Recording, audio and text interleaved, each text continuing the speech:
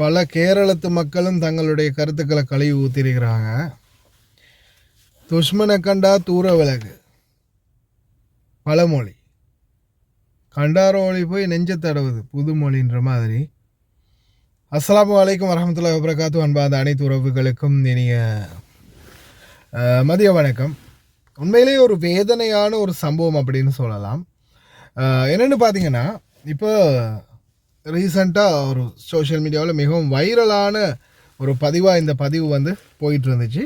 என்னென்னு பார்த்தா, பஸ்ஸில் கேரள மாநிலத்தில் பஸ்ஸில் ஒரு பெண் வந்து பயணிக்கிறாங்க. இந்த பயணிக்கக்கூடிய பெண்ணுடைய அந்த பயணத்தில் ஒரு நபர் முன்னாடி நிற்கிறாரு. இந்த முன்னாடி நிற்கக்கூடிய இந்த சகோதரன் அதை என்ன பண்ணுறாருன்னா, ஜஸ்ட் அவர் வந்து அந்த சைட் ஆகும் இந்த பெண்ணை வந்து அவர் வந்து பார்க்குற மாதிரியான ஒரு டைரக்ஷன் கூட இல்லை. அவர் இப்போ சாதாரணமாக இந்த மாதிரி பண்ணுறாங்க இப்படி பண்ணுறாங்க அப்படின்னும் போது பார்க்குறாங்க, அந்த ஆள் பார்த்து அவங்கள வந்து ரியாக்ட் பண்ணுறாரு அப்படின்னு கூட சொல்லலாம். அப்படி ஒரு ரியாக்ஷன் கூட அந்த சகோதரன் வந்து காட்டலை. அப்படி ஒரு ரியாக்ஷன் கூட அவர் காட்டின மாதிரி தெரியலை. அவர் பாட்டில் அந்த பஸ்ஸில் ஓரமாக வந்து நிற்கிறாரு. ஓரமாக அந்த இடத்துல வந்து அவர் நிற்கிறாரு. இந்த பெண் வந்து பின்னாடி நிற்கிறா. அவர் வந்து அந்த வீடியோ வந்து இதில் போஸ்ட் பண்ண முடியுமான்னு பார்க்குறேன் எடிட்டிங்கில். இந்த பெண் நிற்கிறா, அவர் முன்னாடி நிற்கிறாரு. இதோ இந்த சகோதரர். இந்த பெண் என்ன செய்கிறா, இப்படி கையை வச்சுக்கிட்டு இப்படி கையை ஒசத்தி பிடிச்சிக்கிட்டு கம்பியில் பிடிச்சிட்டு நிற்கிறா. அந்த நபர் வந்து சும்மா நின்றுட்டு ஏதோ அவர் ஃபோன் பார்த்துக்கிட்டு நிற்கிறாரா இல்லை கீழே குனிஞ்ச மாதிரி அப்படி நிற்கிறாரான்னு தெரியல. இப்படி கையை வச்சுட்டு நிற்கிறாரு. அவருடைய இந்த முட்டு கை இருக்கு இல்லையா, இந்த முட்டு கைக்கு கிட்ட இந்த பெண்ணுடைய மார்பகம் போய் படுது. ஒரு தரம் படுது. பட்டதுக்கு அப்புறமா மறுபடியும் அந்த பெண் இப்படி செல்ஃபி வீடியோ இப்படி எடுத்துட்டு இப்படி கொண்டு போய் நெஞ்சை கொண்டு போய் அந்த ஆளுடைய கையில் வச்சு வீடியோ எடுக்கிறான். நல்லாவே தெரியுது அந்த மனுஷன். இப்போ அதான் உதாரணம் சொல்லுவாங்க, துஷ்மனை கண்டா தூர விலகு, அதுதான் பழமொழி. இந்த கண்டாரோழி போய் நெஞ்ச தடவுது அந்த ஆளுடைய கையில். இதுதான் புதுமொழின்னு சொல்லலாம். ஏன்னா இப்போ உனக்கு வந்து அந்த இடத்துல ஒரு நிற்கிறதுக்கான இது இல்லாமல் இருக்குதா, கம்ஃபர்டபுள் இல்லாமல் இருக்குதா, ஒன்றும் நீ அவரை தட்டி முன்னாடி போங்க, என்ன அது நெஞ்சில் உடம்புல படுது முன்னாடி போங்க அப்படின்னு ஒன்று சொல்லணும். இல்லை வேணும்னே தடவுற மாதிரி இருந்தால் அந்த இடத்துல தட்டி கேட்டிருக்கணும், என்ன நீ இப்படி பண்ணுற அப்படின்னு. இது எதுவுமே பண்ணலை. அதில் வீடியோ நீ எடுத்திருக்கிற வீடியோவிலேயே நல்லா தெரியுது, நீயே தான் கொண்டு போய் காமக்கடுப்பில் நீயே தான் கொண்டு போய் உன் நெஞ்சை கொண்டு போய் அந்த ஆளுடைய முட்டுக்கையில் தடவுற மாதிரி நல்லாவே வீடியோவில் விளங்குது. அதை வேறு இன்ஸ்டாகிராமில் போஸ்ட் பண்ணி பாருங்கள் காம கொடூரனை பாருங்கள் அப்படின்னு இந்த நாயண்ட மால் வீடியோ போட்டிருக்குது. அதுக்கு உண்மையிலேயே கேரளத்து மக்கள் நல்ல ரெஸ்பான்ஸ் கொடுத்துருக்காங்க. அதே மாதிரி அவங்கள கைதும் பண்ணியிருக்கிறாங்க இந்த வீடியோ போஸ்ட் பண்ணதால்.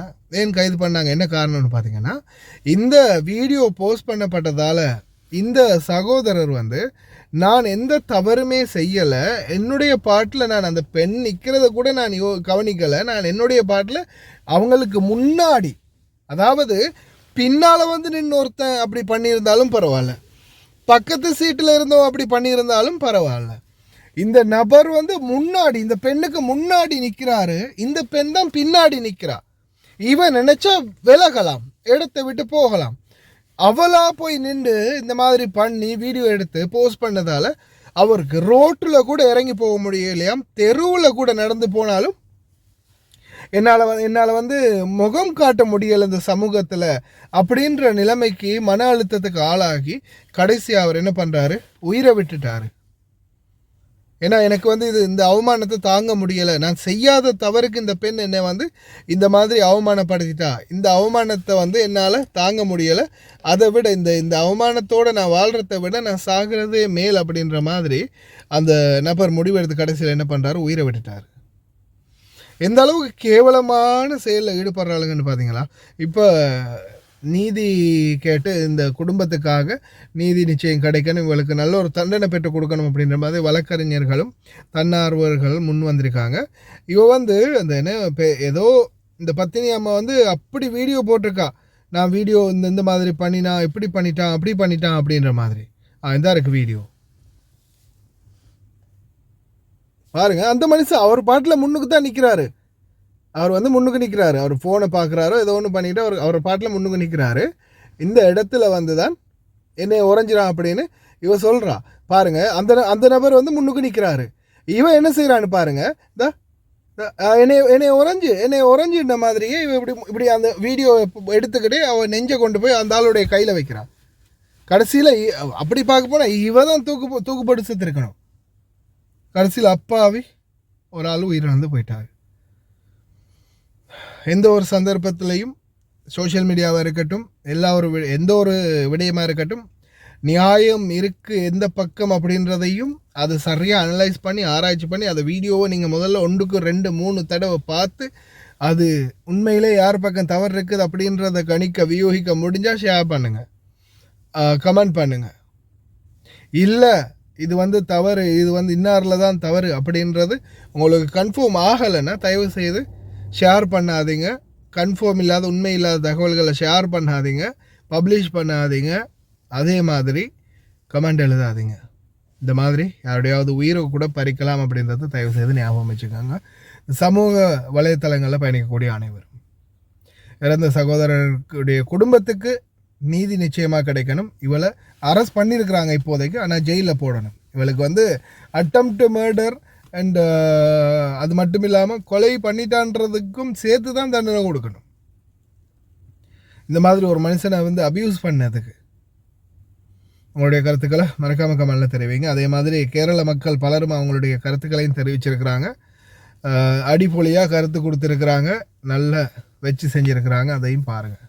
கேரளாவில் ஒரு இளம்பெண் தனது இன்ஸ்டாகிராம் ரீல்ஸ் வைரலாக வேண்டும் என்பதற்காக ஒரு அப்பாவி மனிதரின் உயிரை குடித்திருப்பது மிகப்பெரிய சோகத்தை ஏற்படுத்தி இருக்கிறது. தற்போது கேரளாவில் சில இளம்பெண்கள் கூட்டமாக இருக்கும் ரயில்கள், பேருந்துகள் இவற்றில் ஏறிக்கொண்டு அங்கு கூட்டமாக இருக்கும் ஆண்களின் பகுதிக்கு சென்று ஆண்கள் தங்களை வன்புணர்வு செய்வதாக தங்கள் சமூக வலைதள பக்கங்களில் வீடியோ வெளியிட்டு வருவது ட்ரெண்ட் ஆகி வருகிறது. அந்த வகையில் கேரள மாநிலம் கோழிக்கோடு பகுதியைச் சேர்ந்த சிஞ்சிதா முஸ்தபா என்ற இளம்பெண்ணும் கூட்டமாக இருக்கும் ஒரு பேருந்தில் ஏறி ஆண்கள் அதிகம் இருக்கும் பகுதிக்கு சென்று எதுவுமே செய்யாமல் அப்பாவியாக நின்று கொண்டிருந்த ஒரு மனிதர் தன்னை வன்புணர்வு செய்வதாக வீடியோ ஒன்றை தனது சமூக வலைதள பக்கங்களில் வெளியிட்டார். அந்த வீடியோ வைரலானதை தொடர்ந்து புகாருக்கு உள்ளாக்கப்பட்ட தீபக் என்ற அந்த மனிதர் தனது மனைவி 2 குழந்தைகளை தவிக்க விட்டு 42 வயதில் தனது இன்னுயிரை மாய்த்துக் கொண்டார். இந்த சம்பவம் கேரளா முழுவதும் மிகப்பெரிய சோகத்தை ஏற்படுத்தி இருக்கிறது. அதே வேளையில் சிஞ்சிதா முஸ்தபா என்ற அந்த இளம்பெண்ணை கைது செய்ய வேண்டும் எனவும் கண்டனங்கள் எழுந்து வருகிறது. ഈ വീഡിയോ നിങ്ങൾ എല്ലാവരും അവസാനം വരെ കാണണം. ആരും സ്കിപ്പ് ചെയ്യരുത്. മാക്സിമം എല്ലാവരും ഇന്ന് ഈ വീഡിയോ സ്റ്റോറി ഇടണം. അൺഫോർച്ചുനേറ്റ്ലി നമുക്ക് എല്ലാവർക്കും വിഷമം ഉണ്ടാകുന്ന ഒരു കാര്യം ഈ ഒരു കേസിൽ ഉണ്ടായിട്ടുണ്ട്. ബസ്സിൽ നിന്നുള്ള ഒരു വീഡിയോ ഷെയർ ചെയ്ത് എന്താന്ന് വെച്ച് കഴിഞ്ഞാല് ഒരാള് മനഃപൂർവ്വം എന്റെ ശരീരത്തിൽ സ്പർശിക്കുന്ന ഒരു വീഡിയോ, അതൊരു ആക്സിഡന്റ് അല്ല, ഒരു മിസ്അണ്ടർസ്റ്റാൻഡിംഗും അല്ല. ഇത് മേജർ സൈക്കോളജിക്കൽ ഇഷ്യൂവും സെക്ഷൽ ബൗണ്ടറി വയലേഷനുമാണ്. അതായത് കൺസെന്റ് ഇല്ലാതെ ഒരു മനുഷ്യന്റെ ശരീരത്തിൽ തൊടാൻ ആർക്കാ അവകാശമുള്ളത്? കൺസെന്റ് ഇല്ലാണ്ട് ഒരു മനുഷ്യന്റെ ശരീരത്തിൽ തൊടാൻ അതാണായാലും പെണ്ണായാലും ആർക്കും അവകാശമില്ല. അത് നിങ്ങൾ പറഞ്ഞ കറക്റ്റ് തന്നെയാണ്. ഇതിലെന്താണ് മേജർ സൈക്കോളജിക്കൽ ഇഷ്യൂ? ആർക്കാണ് സൈക്കോളജിക്കൽ ഇഷ്യൂ? അറിയാതെ അയാളൊന്ന് കൈതട്ടാം, വേണമെന്നുണ്ടെങ്കിൽ ബാക്കോട്ട് ഇറങ്ങിയേക്കാം. നിങ്ങൾ അതേ സ്ഥലത്ത് തന്നെ നിന്നിട്ട് തിരിഞ്ഞു നിന്നു നേരെ, അതായത് ഇങ്ങനെ സൈഡിൽ ഇരുന്ന് നിങ്ങൾ ഇങ്ങോട്ട് നിന്നു. അതെന്തിനായിരുന്നു? അതിന്റെ സൈക്കോളജി ഒന്ന് പറഞ്ഞുതരാമോ? ഈ വീഡിയോ ഓൺ ആക്കിയത് അയാൾ കണ്ടിട്ടുണ്ട്. അയാൾ അത് കണ്ടുകൊണ്ടിരിക്കെ തന്നെ അയാൾ കുറച്ചു നേരം അങ്ങനെ നിന്നു, വേറെ കുഴപ്പമൊന്നുമില്ല. കുറച്ച് കഴിഞ്ഞപ്പോൾ അയാൾ അത് പിന്നെ റിപ്പീറ്റ് ചെയ്തുകൊണ്ടിരിക്കുക. അതിൽ നിന്ന് എന്താ മനസ്സിലാക്കുന്നത്? വീഡിയോ എടുത്താലും എനിക്ക് പ്രശ്നമില്ല, എങ്ങനെയായാലും പ്രശ്നമില്ല, ഞാൻ ചെയ്യാനുള്ളത് ചെയ്തുകൊണ്ടിരിക്കും എന്നുള്ളത്. ഈ സൈക്കോളജിനെ കുറിച്ചൊക്കെ പറയുന്നത് നിങ്ങളാണോ ഇത്രയും അട്ടർ ബ്ലണ്ടർ പറയുന്നത്? എത്രയോ വീഡിയോസ് ഇതുപോലെ പെൺകുട്ടികൾ ഷൂട്ട് ചെയ്തേക്കുന്ന വീഡിയോസ് നെറ്റിൽ ഉൾപ്പെടെ കിടക്കുന്നുണ്ട്. അതിൽ എവിടെയെങ്കിലും വീഡിയോ എടുക്കണം കണ്ടിട്ട് അവരവിടെ നിന്നിട്ടുണ്ട്. ഒന്നില്ലെങ്കിൽ അവരവിടെ എസ്കേപ്പ് ആവാൻ നോക്കും, അല്ലെന്നുണ്ടെങ്കിൽ അവർ റിയാക്ട് ചെയ്തിട്ട് ഇറങ്ങി ഓടും. നിങ്ങളുടെ ഭാഷയിൽ, നിങ്ങളുടെ സൈക്കോളജി, നിങ്ങൾ പഠിച്ച സൈക്കോളജിയിൽ അയാൾ അത് കെയർ ചെയ്യുന്നില്ല എന്നുള്ളത് കൊണ്ടാണോ? ആ പാപം മനുഷ്യന് സംഭവിച്ചത് എന്താണെന്ന് നിങ്ങൾക്ക് അറിയാം, ഞാൻ പറഞ്ഞുതരാം. ഇതൊരു മെയിലിന്റെ നോർമൽ ബിഹേവിയർ അല്ല, ഇൻസ്റ്റിങ്ക്റ്റും അല്ല, ടെംപ്ടേഷനും അല്ല, പിന്നെന്താ അൺകറക്റ്റഡ് ബിഹേവിയർ. സൈക്കോളജി പറയണതേ unchallenged behaviour become repeated behaviours. Psychology പറയുന്നുണ്ടാന്നുള്ളത് എനിക്കിപ്പോ പറയാൻ താല്പര്യമില്ല. പക്ഷെ നമ്മുടെ ഇന്ത്യൻ നിയമം പറയുന്ന കുറച്ച് കാര്യങ്ങളുണ്ട്. അതെന്താന്നുള്ളത് നിങ്ങൾക്ക് അധികം വൈകാതെ മനസ്സിലാവും. പിന്നെ അൺകറക്റ്റഡ് ബിഹേവിയർ, ഇവിടെ എന്താണ് അൺകറക്റ്റഡ്, ആരാണ് കറക്റ്റ് ചെയ്യേണ്ടത്, എവിടെ നിന്നാണ് കറക്റ്റ് ചെയ്യേണ്ടത് എന്നുള്ളതും കൃത്യമായിട്ട് ഞാൻ ഈ വീഡിയോ കൂടി പറഞ്ഞായിരുന്നു. ഇവർ ഈ ബസ്സിൽ വെച്ച് ഷൂട്ട് ചെയ്ത വീഡിയോ അവർ റിമൂവ് ചെയ്ത് എന്നിട്ട് അവരുടെ രീതിയിൽ ഒരു എക്സ്പ്ലനേഷൻ കൊണ്ടുവന്നിട്ട് അയാളെ വീണ്ടും മോശക്കാരനാക്കി കാണിച്ചു. അയാൾക്ക് സൈക്കോളജിക്കൽ ഇഷ്യൂ ഉണ്ടെന്ന് ഉൾപ്പെടെ ഈ വീഡിയോ കണ്ടിരിക്കുന്ന എല്ലാവരോടും പിന്നെ ആ സൈക്കോളജി ചേച്ചിയുടെ അടുത്ത് കൂടി പറയണം. ആ മനുഷ്യൻ ഇന്നലെ ആത്മഹത്യ ചെയ്തു. അയാൾക്ക് ഒരു കുട്ടിയുണ്ട്, ഒരു സെയിൽസ് പേഴ്സൺ ആണ്, ജോലിയുടെ ഭാഗമായിട്ടുള്ള ഒരു ബാഗാണ് കയ്യിലുണ്ടായിരുന്നത്. അതിന്റെ ഇടയിലാണ് നിങ്ങൾ ഈ വീഡിയോ ഷൂട്ട് ചെയ്തിട്ടതും ഇത്രയും കാര്യങ്ങളൊക്കെ ഉണ്ടാക്കിയതും. അയാൾക്ക് താങ്ങാൻ പറ്റിയില്ല. കാര്യം അത്രക്ക് മനക്കെട്ടിയുള്ള ഒരു മനുഷ്യനല്ല അത്. അയാളുടെ ഓഫീസിൽ നിന്നും അയാളുടെ ഏറ്റവും അടുത്ത സുഹൃത്തുക്കൾ ഉൾപ്പെടെ ഇന്നലെ അയാളോട് ഒരുപാട് പറഞ്ഞ് മനസ്സിലാക്കിയതാണ് നിങ്ങളുടെ ഭാഗത്തിൽ തെറ്റൂല, നിങ്ങൾ ഇത് ഓർത്ത് ടെൻഷൻ അടിക്കുന്നത്. പക്ഷെ അയാൾക്ക് അത് താങ്ങാൻ പറ്റിയില്ല. മാഡം, ഇനി നിങ്ങൾ ഇതിനെ എങ്ങനെയാണ് ജസ്റ്റിഫൈ ചെയ്യാൻ പോകുന്നത്? നിങ്ങൾക്ക് എന്തെങ്കിലും മോശമായിട്ട് അനുഭവം ഉണ്ടായെങ്കിൽ പോലും നിങ്ങൾ പോലീസ് കംപ്ലൈന്റ് ഒരു തീർന്നെങ്കിൽ ഇത്രയും പ്രശ്നം ഉണ്ടാവില്ലായിരുന്നു. ഇനി അയാളുടെ ജീവൻ നിങ്ങൾക്ക് തിരിച്ചുകൊണ്ടുവരാൻ പറ്റുമോ? ആ കുട്ടിയുടെ അച്ഛൻ അത് നിങ്ങൾക്ക് തിരിച്ചുകൊണ്ടുവരാൻ പറ്റുമോ? ഞാൻ ഈ വീഡിയോ ഇടുന്നത് മറ്റൊരു ജീവൻ എടുക്കാൻ വേണ്ടിയല്ല. ഇനി കേരളത്തിലെ എല്ലാ മെയിൻ സ്ട്രീം ന്യൂസ് ചാനലിന്റെ അടുത്ത് ഞാൻ ഒരൊറ്റ കാര്യം ചോദിച്ചോട്ടെ. ആ പെൺകുട്ടി ഇങ്ങനെ ഒരു വീഡിയോ ഇട്ടപ്പോഴേക്കും നിങ്ങൾ എല്ലാവരും അതെടുത്ത് ന്യൂസ് ആക്കി. ആ പെൺകുട്ടിക്ക് നേരെ സൈബർ ആക്രമണമുണ്ട്, ആ കുട്ടിയുടെ അവസ്ഥയും സിറ്റുവേഷൻ എല്ലാം പറഞ്ഞ് നടന്ന കാര്യങ്ങളൊക്കെ പറഞ്ഞ് വിസ്തരിച്ച് എഴുതി. മനോരമ ന്യൂസ് ഉൾപ്പെടെ ഞാനിവിടെ സ്ക്രീൻഷോട്ട് കാണിക്കുന്നത്. കേരളത്തിലെ ഏതെങ്കിലും ഒരു മീഡിയ ചാനൽ എന്റെ ഈ വീഡിയോ എടുത്തിട്ട് ന്യൂസ് ഇടാൻ പറ്റും? ഞാൻ പെർമിഷൻ തരുന്നു. ധൈര്യമായിട്ടിട്ടുള്ളൂ ഈ വീഡിയോ നിങ്ങളുടെ ന്യൂസ് ആക്കിയിട്ട്. ഈ പെൺകുട്ടിയുടെ വീഡിയോനെ കുറിച്ച് നിങ്ങൾ റിപ്പോർട്ട് ചെയ്തോലെ കൃത്യമായിട്ടുള്ള കാര്യങ്ങൾ എഴുതിയത്. ദീപക് എന്നാണ് ആളുടെ പേര്. 38 വയസ്സിന്റെ അടുത്ത് പ്രായമുണ്ട്. ഒരു സെയിൽസ് റെപ്രസെന്റേറ്റീവ് ആണ്. ജനങ്ങളോട് കൂടി പറയുന്നത് ഒരു പെൺകുട്ടിക്ക് നേരെ ഇങ്ങനെ ഒരു അതിക്രമം ഉണ്ടായപ്പോൾ എല്ലാ ന്യൂസ് ചാനലും കൂടെ ഉണ്ട്. ഇവിടെ ഒരാളുടെ ജീവൻ പോയി, ഒരു കുടുംബം വഴിയാധാരമായി. എല്ലാ മീഡിയസിനോടും നിങ്ങളോടുള്ള റെസ്പെക്ട് പോകാതിരിക്കാൻ വേണ്ടിയാണ് ഇത് നിങ്ങളുടെ ന്യൂസ് ഇട്ടോളൂ. എന്റെ എല്ലാവിധ പെർമിഷനും ഞാൻ തന്നിരിക്കുന്നത്. ഈ പെൺകുട്ടി ആ വീഡിയോയിലിട്ട് ഒരു ക്യാപ്ഷൻ ഉണ്ട്, സമൂഹത്തിന് വിട്ടുകൊടുക്കുന്ന നീയാണ്. And I am also part of this society.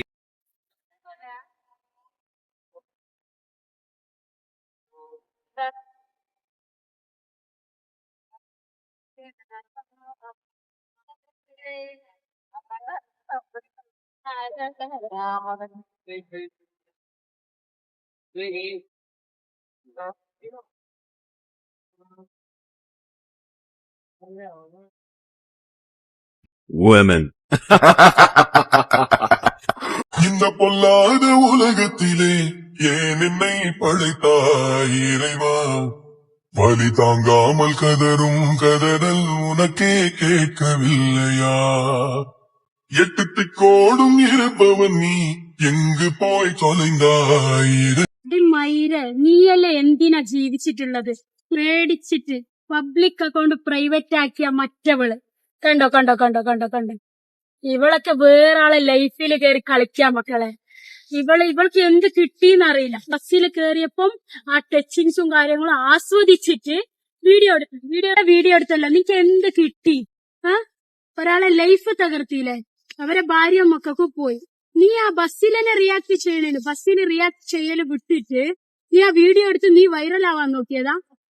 നിന്റെ പോലത്തെ ഓരോ നാരികളെ കൊണ്ട് പെണ്ണുങ്ങളെ പേരിലേക്ക് തന്നെ കളങ്കായിപ്പോയി. ഇപ്പൊ എല്ലാ പെണ്ണുങ്ങൾക്കും കൂടി ഈ പേര് വന്നു. ഈ പെണ്ണിനെ കൊണ്ട്, ഇവളെ കൊണ്ട്, ഈ ചെറ്റയെ കൊണ്ട്. എടി പഞ്ചായത്ത് വെടിക്കുണ്ടായ പൂറി മോളെ, ഒരു പാവം മനുഷ്യന്റെ ജീവിതം, അയാളെ ജീവൻ അയാളെ തന്നെ സ്വയം ഇല്ലാതാക്കി. അത് കേട്ടപ്പോ തന്നെ മനസ്സിന് വല്ലാത്തൊരു വിഷമമായിപ്പോയി. തനിക്ക് ഒരു വീഡിയോക്ക് റീച്ചിന് വേണ്ടിയിട്ട്, വ്യൂവേഴ്സ് കൂടാൻ വേണ്ടിയിട്ടും അതുപോലെ ഫോളോവേഴ്സ് കൂടാൻ വേണ്ടിയിട്ടും അക്കൗണ്ട് റീച്ച് ആവാൻ വേണ്ടിയിട്ട് കാണിച്ച തോന്നിയവാസം, അത് തന്തയില്ലാത്തരം. നായിന്റെ മോളെ തന്തയില്ലാത്തരം. നീ പോയിട്ടില്ല അയാളെ ശവമില്ലേ നീ കൊണ്ടുപോയി തിന്നിട്ട് നിന്റെ കായപ്പ് മൊത്തം തീർക്ക് പന പുലാടി മോളെ.